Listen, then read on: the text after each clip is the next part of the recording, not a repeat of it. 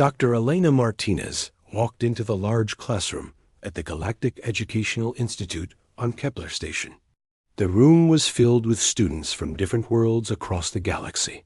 She could see the tall blue Zephyrians with their 4 arms, moving slowly as they took notes.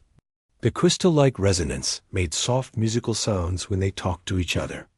In the back corner sat 2 massive Krolix students who looked like walking mountains, made of rock and metal. Elena had been teaching xenobiology at this famous school for 3 years now. She was one of only 12 humans working at the institute. Most days she felt proud of representing Earth in this place, where the smartest beings from hundreds of worlds came to learn. Today was different, though. Today she was going to teach them something that might shock them. She pressed a button on her desk, and a blue and green planet appeared floating in the air above the students. They all looked up at the beautiful world spinning slowly in the holographic display. White clouds moved across green land masses and blue oceans. It looked peaceful and calm. "This is Earth," Elena said, in a clear voice that carried to every corner of the room. "My home planet, according to the official records kept by the Galactic Council. Earth is listed as a Class 12 Deathworld. Can anyone tell me what that means?" A young Zephyrian student named Clix raised one of his 4 hands. His skin was a pale blue color that showed he was nervous. "Professor Martinez, a Class 12 Deathworld means the planet is extremely dangerous. For most known life forms, the gravity is too strong for most species. The weather changes too fast and too much. The native life forms are hostile and aggressive." Elena nodded and looked around the room. "That is correct according to the official classification. But I want to ask you all something. How many of you have actually studied detailed reports about daily life on Earth?" The students looked at each other with confusion. Most of them had never thought about this question before. They just accepted what they had been told about Earth being too dangerous to visit or study closely. A resonant student named Harmony made a soft chiming sound that was her way of speaking. "Professor, we were taught that Earth was too dangerous for detailed study missions. The survival rate for non-human visitors is less than 30%, even with the best life support systems available. Most of what we know comes from long-distance observations and the few humans who have left their planet." Elena walked around her desk and stood closer to her students. "That is very interesting information, Harmony. So you have been told that? Earth is so dangerous that most aliens cannot survive there, even with advanced technology to help them. Yet here I am standing in front of you. I was born on Earth. I grew up there.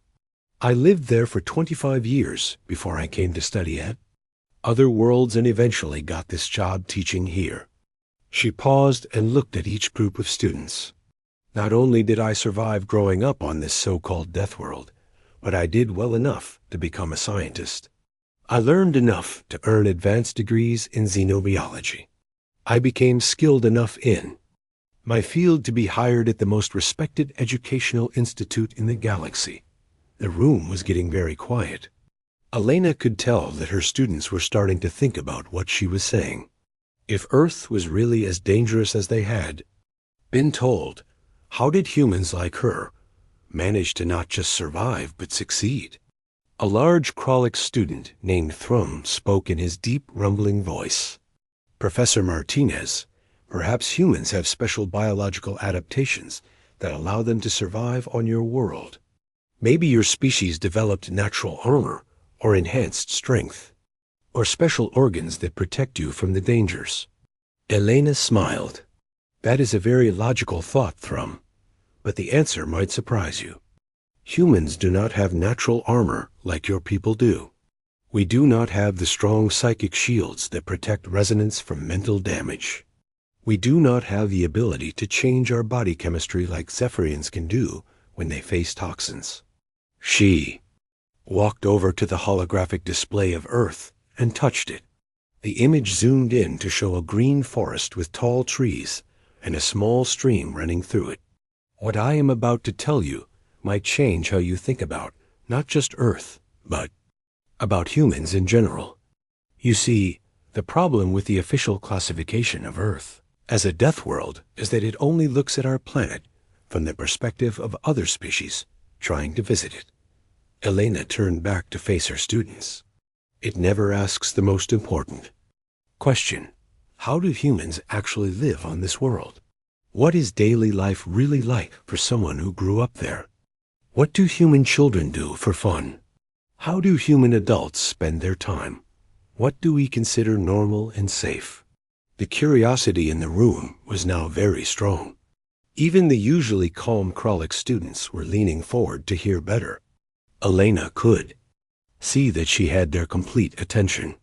I can tell you are all very interested in learning the real answers to these questions, Elena said, but I must warn you first. What you are about to learn over the next few days might completely change how you view humans. It might make you understand why some species in the galaxy are both fascinated by us and also a little bit afraid of us. She walked back to her desk and picked up a small device. I am going to show you recordings of real human life on Earth. These are not special trained soldiers or modified superhumans. These are ordinary people living ordinary lives. Children playing normal games. Adults doing regular jobs. Families spending time together in ways that are completely normal for us. Elena looked around the room one more time.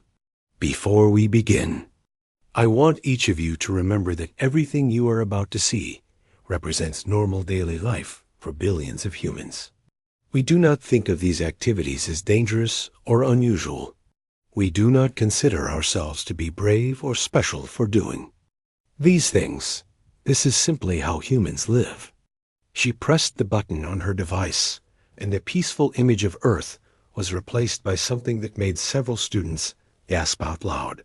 It showed a small human child, probably about 8 years old, climbing up the side of an enormous wooden structure that stretched high into the sky. The child had no safety equipment, no protective gear, nothing but his small hands and feet to keep him from falling to the ground far below. Let me tell you about my childhood friend Jake Thompson, Elena said as her students watched in horror and amazement. This is how our story really begins. Elena watched her students stare at the holographic image of young Jake Thompson climbing the massive oak tree. The boy was moving carefully from branch to branch, getting higher and higher off the ground. His small hands gripped the rough bark as he pulled himself up to reach the next level. There were no safety ropes, no protective barriers, no emergency systems ready to catch him if he fell. Clicks the Zephyrian made a worried chittering sound. His pale blue skin had turned almost white with shock. Professor Martinez, surely there were safety protocols in place. Where are the emergency containment fields? Where are the adult supervisors with rescue equipment? Elena smiled and shook her head. There were no containment fields. Clicks. The only safety equipment available was a small box of bandages in the kitchen inside Jake's house. His mother was inside making lunch and trusted him to be careful. This was considered completely normal behavior for a human child of his age. She changed the image to show Jake near the top of the tree, probably 40 feet above the ground. The wind was moving. The branches in the whole tree was swaying slightly. Jake looked completely calm and happy as he sat on a thick branch and looked out over his neighborhood. But what if he falls? Asked Harmony the Resonant, her crystal body flickering with distress patterns. At that height, the impact would cause severe injury or death for most species. Elena nodded. Jake did fall, actually, twice while learning to climb that tree. The first time he only fell about 6 feet and just got some scrapes on his hands and knees. The second time he fell much further and broke his arm. His parents took him to a medical facility where they put a hard cast around his arm to help the bone heal properly. The alien students made various sounds of shock and sympathy. They could not imagine allowing their own children to engage in such dangerous activities. Here is the part that will really surprise you, Elena continued. 6 weeks later, when the cast was removed from Jake's arm, do you know what he did? She paused for effect. He climbed that same tree again. Not only did he climb it, but he climbed it higher than he had ever gone before. Thrum the Krolix made a deep rumbling sound that indicated confusion. The juvenile repeated the same dangerous activity that had already caused him injury? This suggests serious mental impairment or defective survival instincts. Elena laughed. Softly. No, Thrum. Jake was a perfectly normal, healthy, intelligent human child. What he did showed exactly the opposite of defective survival instincts. He learned from his mistakes, improved his technique, and mastered a skill that made him stronger and more confident. She changed the display to show a different scene. This time, it showed a 10-year-old human girl standing at the edge of a large body of water. The water stretched far into the distance, and small waves moved across its surface. The girl was wearing only a small amount of clothing and was preparing to enter the water. This is Amy Johnson, who lived near my family when I was growing up. She is standing beside what we call a lake. This body of water is over 2 miles wide and has no barriers around it, no safety nets underneath it, and no emergency rescue systems monitoring it. The water contains fish that can bite, plants that can entangle swimmers, and currents that can pull people underwater. Amy dove into the water and began swimming with strong, confident strokes. The camera followed her as she swam further and further from the shore. Other human children could be seen swimming and playing in different parts of the lake. Amy decided one summer day that she wanted to swim across the entire lake and back. That is a distance of over 4 miles through open water. She was 10 years old. Her parents said she could try it as long as she took safety precautions. Elena paused the image. Now, what do you think those safety precautions were? Advanced monitoring equipment? Underwater rescue robots? Force field generators? The students offered various high-tech solutions, each more elaborate than the last. Elena shook her head at each suggestion. Amy's safety precautions were her older brother following her in a small boat powered by human muscle. The boat carried some drinking water, some food, and a communication device that could call for help if needed. That was all. She restarted the recording, and they watched Amy swim steadily across the massive lake. Her brother rowed alongside her, occasionally offering her water or encouragement. After what seemed like a very long time, Amy reached the far shore, rested for a few minutes, and then began the swim back. Amy completed her swim successfully. When she finished, she was tired but proud of her accomplishment. Her parents were proud of her too. The next week, 3 other children in the neighborhood decided to try the same swim. The alien students sat in stunned silence. A small flower-like being from the Bertilian collective finally spoke in a tiny, trembling voice. Professor, these examples must be unusual cases. Surely most human children do not engage in such extreme risk-taking behaviors. Elena brought up a new set of images showing dozens of human children engaged in various activities. There were children climbing trees, swimming in rivers and oceans, riding bicycles at high speeds, playing games that involved running and jumping and colliding with each other. These images were taken at something we call a summer camp. Human. Families pay money to send their children to these camps, where they deliberately engage in outdoor activities that involve physical challenges and controlled risks. Thousands of such camps exist across Earth, and millions of children attend them every year. She showed children starting fires, cooking food over open flames, sleeping in tents in the wilderness, hiking through forests filled with wild animals, and learning to navigate using only simple tools and natural landmarks. When I was 12 years old, my family went on what we call a camping trip. We packed our supplies into a vehicle and drove to a remote wilderness area that was home to large predators including bears, wolves, and mountain lions. We set up temporary shelters and lived outdoors for a full week. Elena displayed images of her own family on that camping trip. She and her younger sister were helping their father start a fire while their mother prepared food. Everyone looked relaxed and happy. We cooked all our meals over wood fires. We slept on the ground with only thin fabric walls between us and whatever creatures might be moving around outside. We hiked for miles through unmarked terrain where it would be easy to get lost. We swam in cold mountain streams and climbed rocky hills to get better views of the surrounding area. She looked around at her increasingly amazed students. By the time I reached the age of 15, I could survive alone in Earth's wilderness for weeks if necessary. I could find clean water, identify edible plants, start fires without modern tools, build adequate shelters, and avoid or deal with dangerous animals. Most human children learn these skills as a normal part of growing up.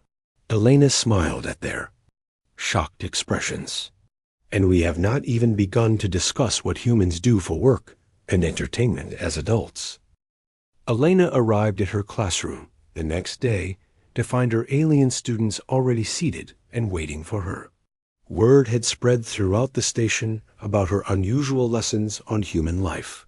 Several students from other classes had asked permission to attend, and the room was now packed with curious beings from across the galaxy. She activated her holographic display and showed an image of a human male wearing a bright yellow hard hat and orange safety vest. He was standing on a narrow metal beam, hundreds of feet above a busy city street. Below him, tiny vehicles moved between massive buildings that stretched up toward the sky. "Meet Pete Rodriguez," Elena said as her students watched the human balance confidently on the thin piece of metal. Pete is what we call a construction worker. Every day, Pete climbs to heights that would terrify most species. He walks across beams that are only a few inches wide with nothing but empty space beneath him. He carries heavy materials and operates powerful machinery while working in conditions where one small mistake could mean death. The image changed to show Pete welding two pieces of steel together while sitting on a beam with his legs hanging freely in the air. Bright sparks flew from his work as he carefully joined the metal pieces that would become part of a new building. "Pete has been doing this job for 20 years, Elena continued. "He has never had a serious accident because he learned to be careful and skilled. But every day he faces risks that would be considered unacceptable for workers of most other species. The wind could knock him off his perch, his equipment could malfunction, or the structure he is working on could shift or collapse." Clicks raised one of his four arms. "Professor Martinez, surely Pete has special genetic modifications or cybernetic enhancements that allow him to work safely at such heights. His balance must be artificially improved, and his strength increased beyond normal human levels." Elena shook her head. "Pete is a completely normal human with no modifications at all. His balance and strength come from years of practice and physical conditioning. Millions of humans do similar work every day across Earth. We have entire industries built around working at dangerous heights, and we consider it normal employment." She changed the image to show a human woman in a thick diving suit standing on the deck of a ship. The ocean around the ship was dark and choppy, with large waves crashing over the sides. "This is Lisa Chung. Lisa is what we call a deep-sea welder. Her job requires her to dive hundreds of feet underwater to repair oil drilling platforms and underwater structures. She works in complete darkness where the water pressure would crush most spacecraft. While she works, she is surrounded by sharks and other predators that consider humans to be potential food." The display showed Lisa descending into the black water, carrying her welding equipment and breathing through a tube connected to the surface. The students could see the lights on her helmet cutting through the darkness as she approached a massive underwater structure that needed repairs. Lisa must complete precise technical work while floating in an environment that is trying to kill her in multiple ways. The pressure could cause her equipment to fail, and marine life could attack her, or she could get lost in the darkness and run out of air. She has been doing this job for 15 years and considers it normal work. Harmony the Resonant chimed with distress. Professor, these examples must represent highly specialized military or emergency personnel. Surely these are not typical human occupations. Elena smiled and brought up images of dozens of different human jobs. There were people fighting fires, working with dangerous chemicals, operating heavy machinery, climbing tall towers to repair, communication equipment, and diving into turbulent rivers to rescue accident victims. These are all normal civilian jobs that humans choose to do for a living. Here is Don Murphy, a firefighter who runs into burning buildings while everyone else runs out. The buildings could collapse on him, the smoke could poison him, or he could be trapped by the flames. But he does this because he knows other humans might be inside who need help. She showed footage of Dan carrying an unconscious person out of a smoke-filled building while flames shot from the windows behind him. Dr. Rachel Stone performs surgery on other humans for up to 18 hours at a time. She holds human lives in her hands with no room for error. One small mistake and her patient dies. The stress would break most beings, but Rachel has been saving lives this way for 20 years. The image showed Rachel working carefully inside a human body, using precise instruments to repair damage while other medical professionals assisted her. Marine biologist Alex Parker studies ocean life by swimming with creatures that your species have classified as nightmare-class predators. We call them sharks, and Alex considers them to be beautiful and fascinating animals. She swims among them without weapons or armor, using only her knowledge and experience to stay safe. Elena showed video of Alex swimming peacefully alongside massive sharks that could easily tear her apart. The human woman appeared calm and confident as the deadly predators glided past her. Thrum the Krolix rumbled deeply. Professor Martinez, these humans you show us must be exceptional individuals with rare talents and mental conditioning. Surely they represent only a tiny fraction of your population. Elena brought up statistical data that appeared in the air above her students. Construction workers like Pete number in the millions on Earth. Deep-sea welders like Lisa are fewer, but still number in the thousands. Firefighters like Dan exist in every human community. Doctors like Rachel work in every human medical facility. Marine biologists like Alex study in every ocean on our planet. She gestured at the data floating around her. But here is what might surprise you the most. These are not the most dangerous jobs that humans do. These are not the activities that require the most courage or skill. These are just normal ways that ordinary humans earn money to support their families. Elena looked around at her stunned students. Would you like to know what humans do when we are not working? Would you like to learn about human recreational activities?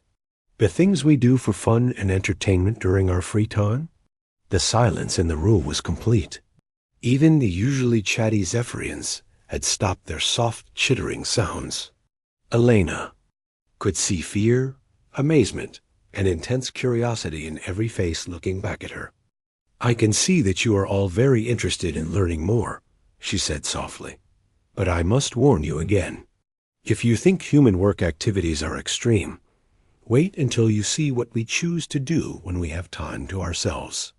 Tomorrow, I will show you human recreational activities, and I promise you that what we do for fun is far more dangerous than what we do for work. Elena entered her classroom on the third day to find it completely packed with alien students. Word about her lessons had spread throughout the entire station, and beings from every species were trying to get inside to hear about human life on Earth. Station security had to set up additional seating and crowd. Control measures. She looked out at the sea of curious faces and activated her holographic display.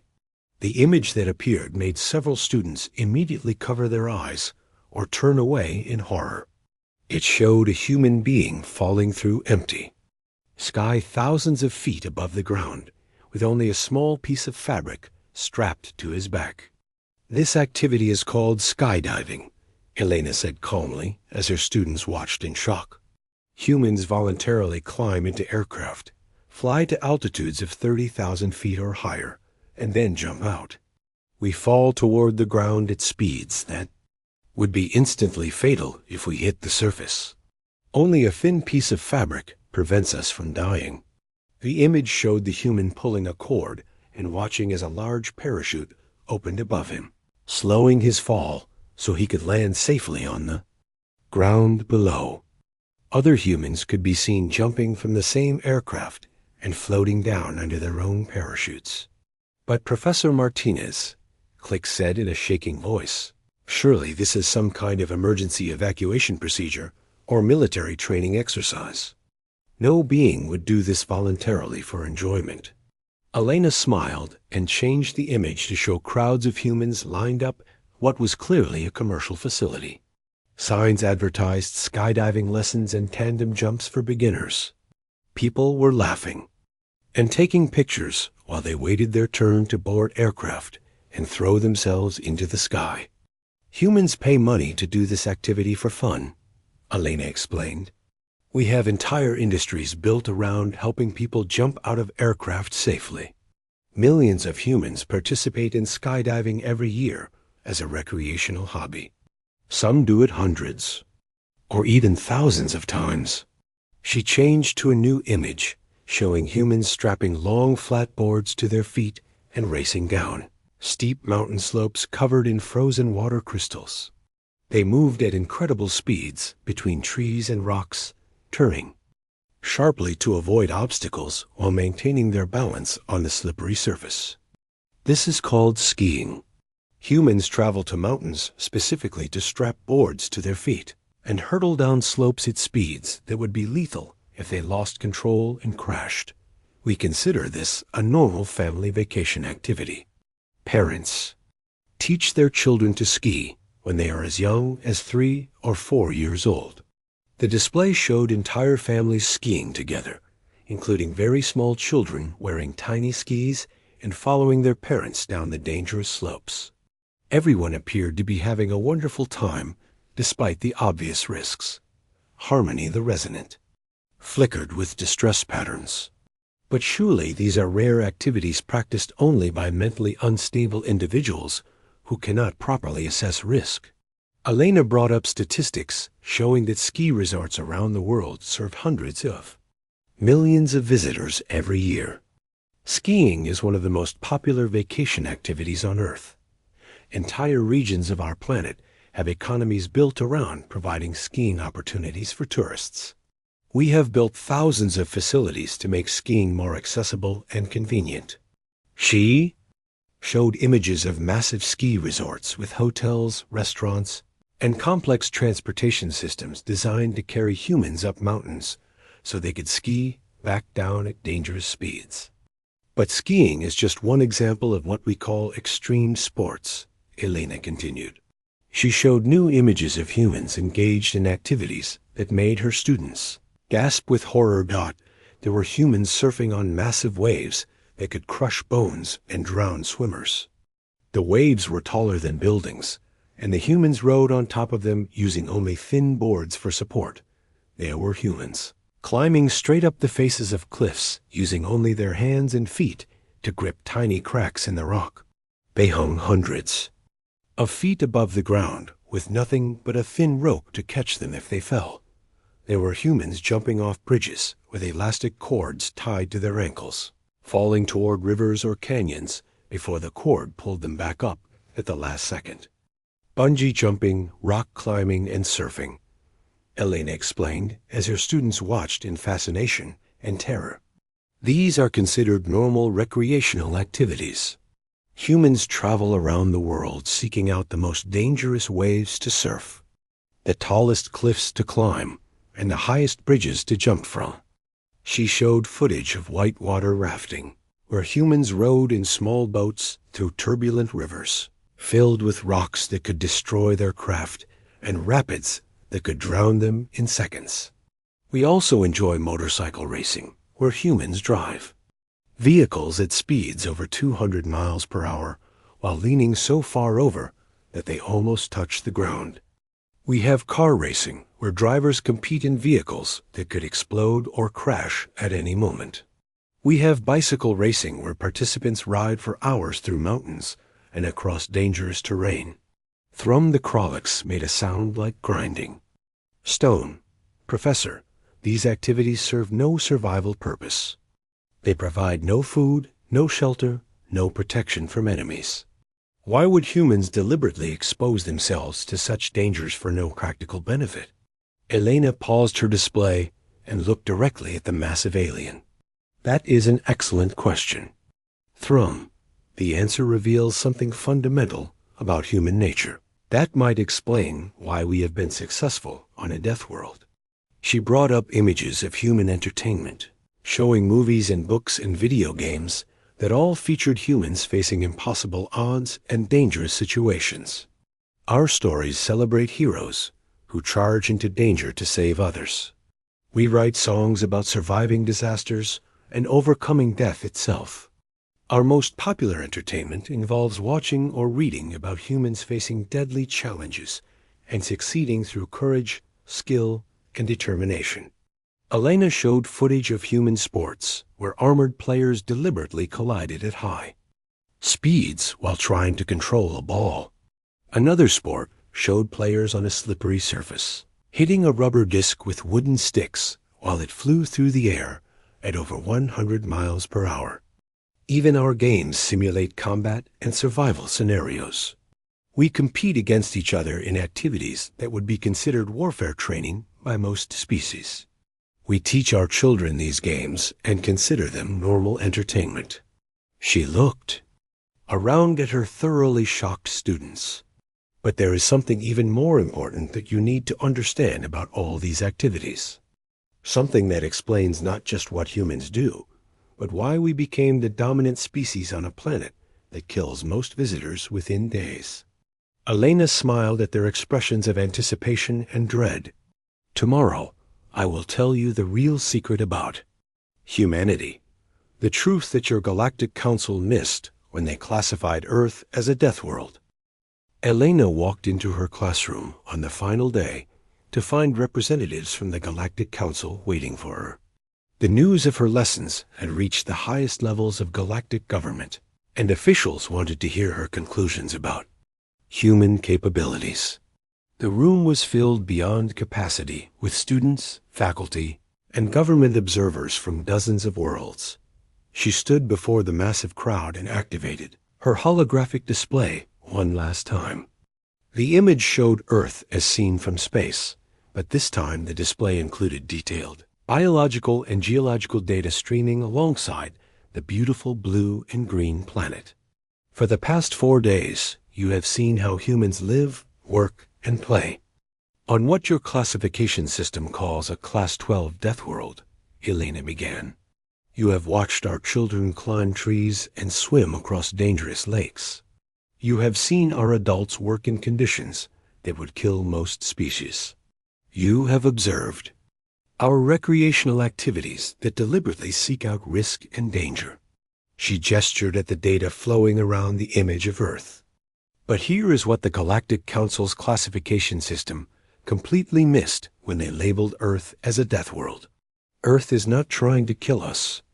Earth made us. The room fell completely silent. Even the soft background noises that different species made when breathing or thinking seemed to stop. Elena changed the display to show evolutionary charts and timelines stretching back millions of years. 4 billion years of the most competitive, hostile, and rapidly changing environment in the known galaxy produced humanity. We did not conquer our world through technology or superior intelligence. We evolved to thrive in conditions that would destroy other species. She showed images of Earth's history, including massive ice ages, volcanic eruptions, asteroid impacts, and climate changes that had shaped the planet over millions of years. Every single challenge you have seen us face as normal daily life represents millions of years of evolutionary pressure. We climb high places because our ancestors had to escape predators by climbing cliffs and trees. We swim in dangerous waters because our ancestors had to cross rivers filled with creatures that could eat them. We work together in crisis situations because only the groups that cooperated survived the disasters that wiped out other species. Elena brought up comparative biological data showing human capabilities versus other galactic species. Human children can survive injuries that would kill most adult aliens. Our immune systems fight off diseases that could wipe out entire populations of other worlds. We have backup organs that can take over if our primary organs fail. We can function on minimal food and water for extended periods. We can adapt to extreme temperatures and environments within a single generation.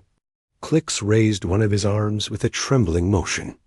Professor Martinez, are you saying that humans are genetically superior to other species? Elena shook her head firmly. No, Clix, we are not superior. We are specialized. Earth created us to be the ultimate survivors for Earth conditions. Other species evolved to be perfect for their own worlds. The difference is that Earth never stopped trying to kill everything that lived on it, so we never stopped having to adapt. She showed images of human cooperation during disasters, rescue operations, and emergency situations. But here is the real secret about humanity that makes us truly unique in the galaxy. Humans are not even close to being the deadliest creatures. On Earth, we are not the strongest, the fastest, the most venomous, or the most aggressive species on our planet. The display showed Earth's predators and dangerous animals.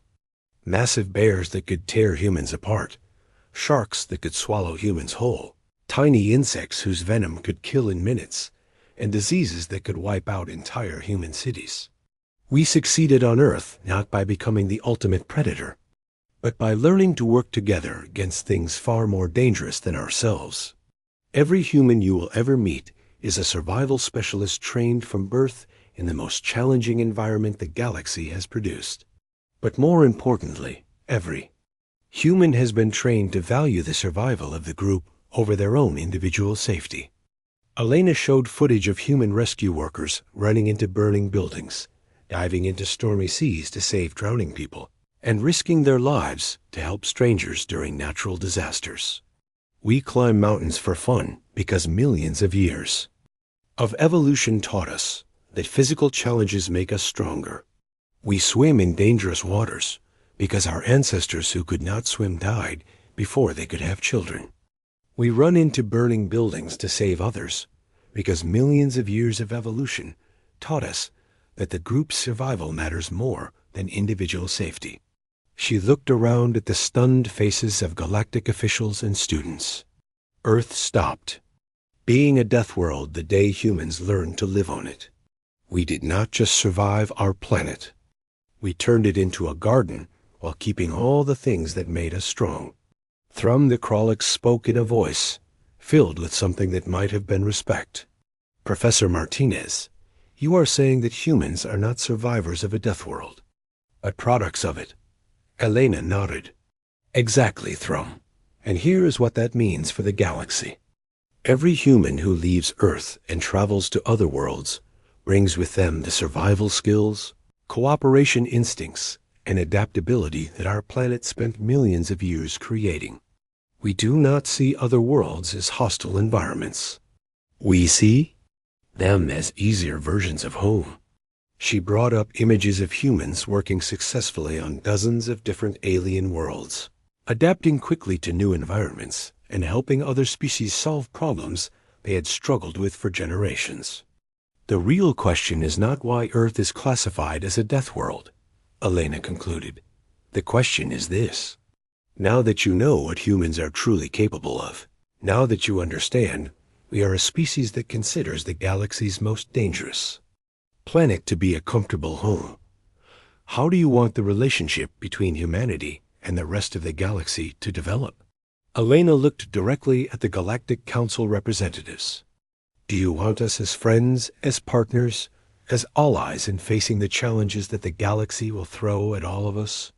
Or do you want to continue thinking of us as strange survivors from a world too dangerous to understand? The silence in the room stretched for a long moment.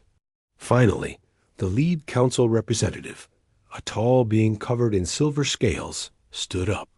Professor Martinez, the official said in a formal voice, I believe the Galactic Council has much to learn from humanity. Perhaps it is time to change our classification system. Earth may be a death world for other species, but it is clearly home for humans. And perhaps the galaxy needs more worlds like Earth and more species like humans. Elena smiled. I was hoping you would say that. Next week, we begin practical survival training, Earth style, class dismissed. The sound of hundreds of alien beings gasping at once echoed throughout the station.